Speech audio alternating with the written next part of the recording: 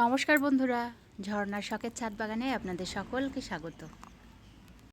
বৃষ্টির জল পেয়ে গাছগুলো দেখুন কত সুন্দর সতেজ হয়ে উঠেছে। তারাকাদা ফুলগুলোতে তো দারুণ ফুল দিচ্ছে, আর লঙ্কা গাছগুলোই সব ফুল চলে এসেছে।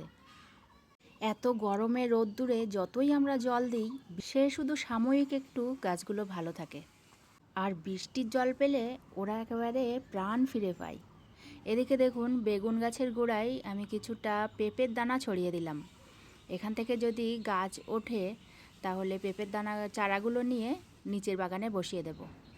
পেঁপের দানাগুলো ছাদ বাগান থেকেই চারা তৈরি করে নিচ্ছি, না হলে নিচের বাগানে তো সব সময় জল দেওয়া হয় না, আর ছাদ বাগানে তো প্রতিদিনই জল দেওয়া পড়ে, বেগুন গাছে তো জল দেওয়া পড়েই, তো চারাগুলো ওখান থেকেই ভালো হবে। আর এদিকে দেখুন নতুন বেডটা আরও বেশ কিছুটা আমি মাটি দিয়ে ভর্তি করে ফেলেছি। তো এখানে মাটি দিয়েছি মানেই এখানে তো কিছু দানা বসাতেই হবে। তো আমি এখানে দিয়ে দিচ্ছি কিছুটা পুঁই শাকের দানা। পুঁই শাকের দানাগুলো কিন্তু এগুলোও আমার বাড়ির থেকে সংগ্রহ করে রেখেছিলাম আগের বছরের দানা। তো এখান থেকেই চারা তৈরি করে নেব। আর দানাগুলো খুব ঘন ঘন দিয়ে দিচ্ছি, কতটা কি চারা উঠবে তারও তো ঠিক নেই। আর গাছগুলো আমি বেশি বড় করব না, একটু বড় হলেই ডাল কেটে কেটে খেয়ে নেব।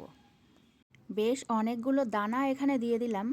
আর আমি জানি এর তলায় তো অনেক কিছু ওয়েস্টেজ দেওয়া, তার উপরে অল্প কিছু মাটি দিয়েছি, গাছগুলো ভালো হবে কি না সেটাই বুঝতে পারছি না, তবুও দানাগুলো দিয়ে দিলাম। আর এই দেখুন এদিকে বৃষ্টির জলে আমার সেই পদ্ম পুকুরটা কিন্তু ভর্তি হয়ে গেছে। তো এখান থেকেই জল নিয়ে আমি সব গাছে দিয়ে দেব।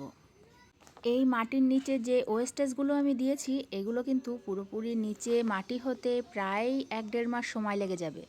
এতদিন তো কোনো চারা না বসিয়ে থাকা যায় না, তার জন্য আমি এই শাকের দানা টানাগুলো দিয়ে দিচ্ছি, যেটুকু হবে সেটুকুই ভালো। এই দেখুন এখানে কিছুটা শাকের দানা দিয়েছিলাম, এই যে ছোট্ট ছোট্ট চারা বেরিয়েছে। এই যে এখানে কিছুটা লাল শাকের দানা দিয়েছিলাম, ওদিকে সাদা শাকের দানা দিয়েছিলাম, এগুলো কিন্তু অল্প অল্প করে চারা বেরিয়েছে। তো একটু বড় হলেই শাক তুলে খেয়ে নেওয়া যাবে, নিচে পর্যন্ত শেকড় যাওয়ার আগে শাকগুলো একটু বড় হলেই তুলে নেওয়া যাবে। আর এখানে দিয়েছিলাম হেলেঞ্চা গাছ, এই দেখুন হেলেঞ্চা গাছগুলো কিন্তু সব লেগে গেছে আর সব ডোগা ছাড়তে শুরু করেছে। আর এপাশে দিচ্ছি কলমি শাক। আর এদিকে একটা ছোট্ট টবে বসাবো পুদিনা গাছ। পুদিনা গাছ কিন্তু আমার বাগানেরই, তো এক জায়গায় অনেকটা বেশি হয়ে গেছে, সেখান থেকে কিছুটা ডোগা নিয়ে এই ছোট্ট একটা টবে বসিয়ে রাখবো।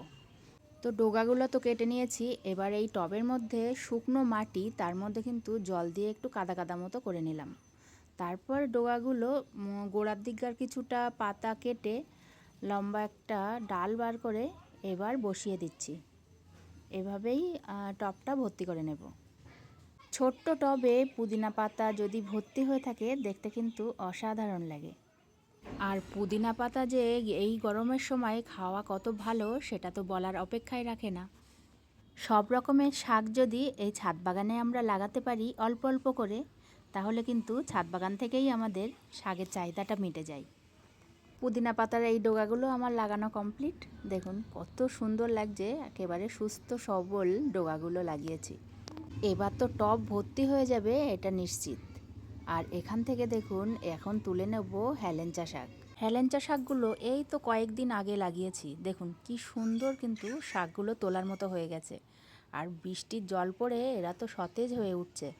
তো এখান থেকে কিছুটা ডোগা আমি কেটে নিলাম, যত এখান থেকে ডোগা কাটবো তত কিন্তু ভর্তি হয়ে যাবে।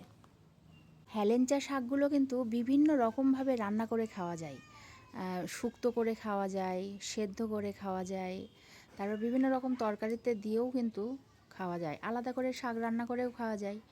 তো আজকে আমি একটু বেশি করেই তুলে নিচ্ছি, আজকে একটু আলু দিয়ে সেদ্ধ করব। হেলেঞ্চা আলু সেদ্ধ তেল নুন দিয়ে মাখলে খেতে কিন্তু দারুণ লাগে।